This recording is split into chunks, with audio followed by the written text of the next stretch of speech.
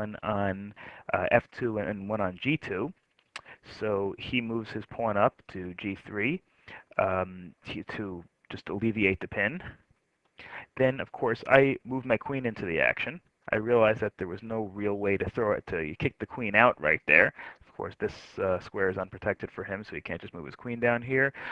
His knight is so far away that it's going to take a while for it to get down here and get involved in the game. This rook is kind of out. If you notice, all of my pieces are in good position to join in the attack. My knight is really only a couple of moves away from getting involved. My bishop is very strong, pinning his f pawn. My two rooks are close to being involved. My queen is obviously very involved.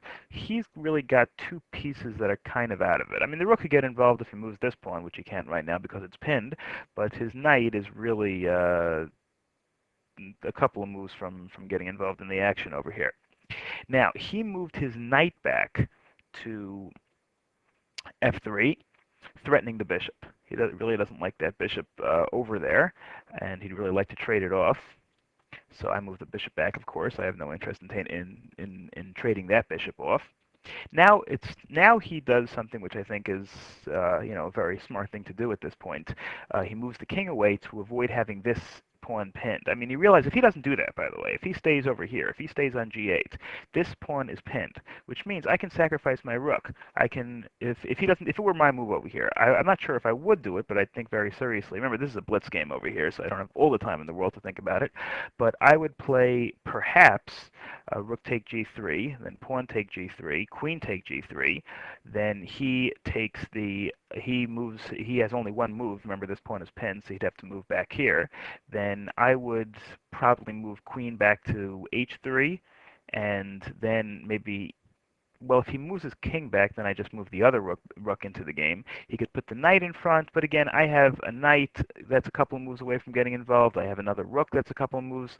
I very well might sacrifice the rook for the two pawns, and would have to see how that attack would work. I haven't calculated it out too far, but so he wants to make sure that doesn't happen. He moves his king into the corner, so that now obviously I can't sacrifice the rook because he can just take it with the other pawn. He can just take it with, if I sacrifice the rook over here, he can just take it with this pawn.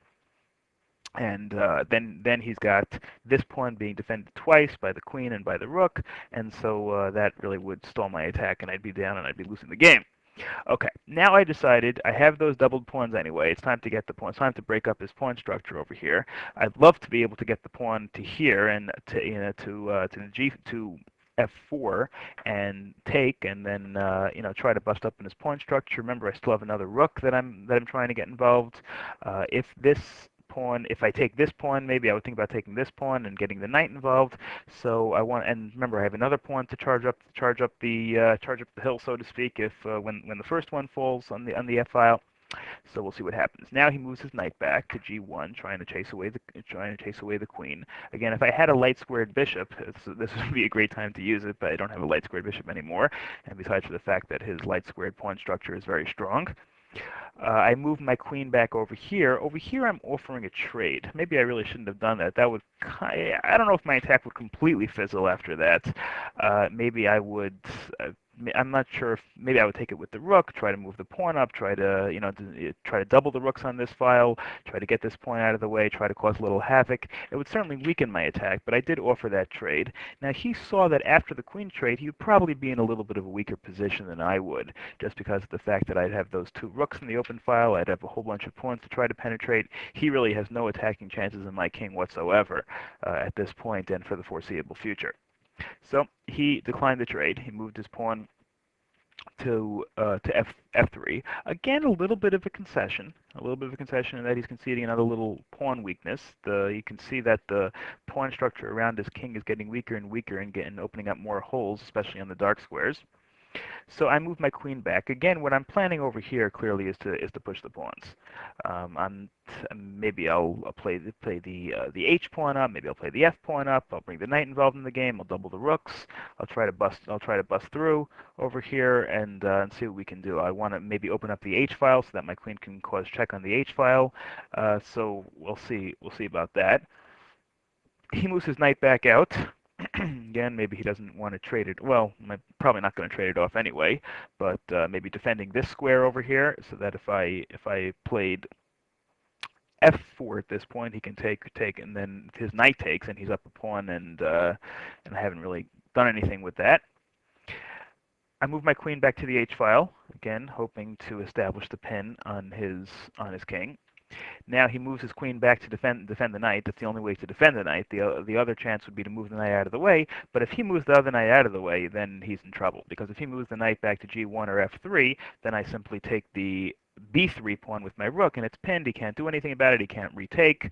And then maybe I move my rook back a little bit later on. Maybe I move the other rook over, and I'd have a queen, two rooks, a bishop, and eventually a knight bearing down on his king. And he's got plenty of pieces to defend, but it'd still be an uphill battle, and I'd win a pawn. So he has to defend his queen.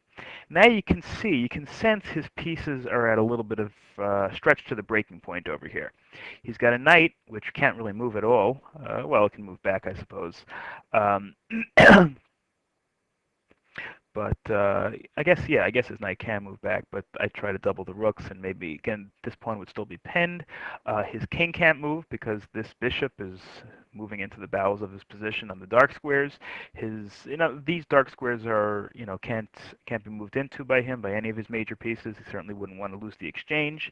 And so now is the time to push. And so now, rather than playing playing f4, which would allow him to trade down, would allow him to take, and then take with the knight. And well, actually, no, he couldn't take because this was pinned anyway. So maybe that would have been an one second. If I move to f4, let's say he moves up to b5. Does that? I'm sorry, to g4 over here. Then what would I do? Maybe I'd move. I guess I'd have to move back.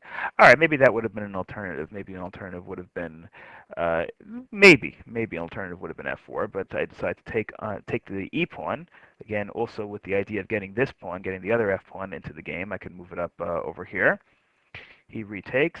Now I move my f pawn up again. Wanting to be able to move my knight into position over here. Now he moves his knight into the game. Again, he needs that knight to help in the defense. Now, if I take, of course, he can just retake with the knight, and he doesn't lose any pieces over here. And besides for the fact, I guess he wants to also be able to threaten my bishop, although my bishop has plenty of places to move. Now I continue with the pawn march.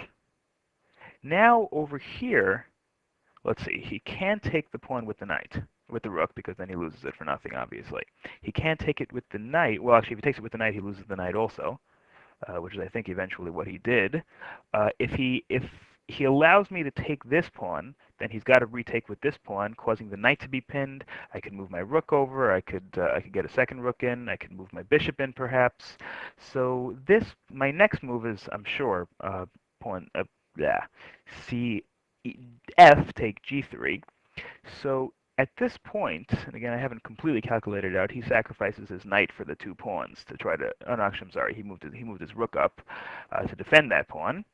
So then I move my rook up, of course, to try to double the rooks. And he realizes once I double the rooks, then we're going to be in the same situation as we were before. In other words, if he wouldn't have moved his pawn up, then I would have taken the g pawn. And so if since he moved his rook up, once I double it, I can do the same thing. He takes, I take, and we go from there. So then he decides the only way to really defend over here is to sacrifice the knight for the two pawns and to break up the attack, which I did.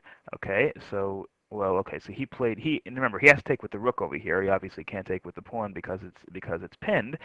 He plays his knight to threaten my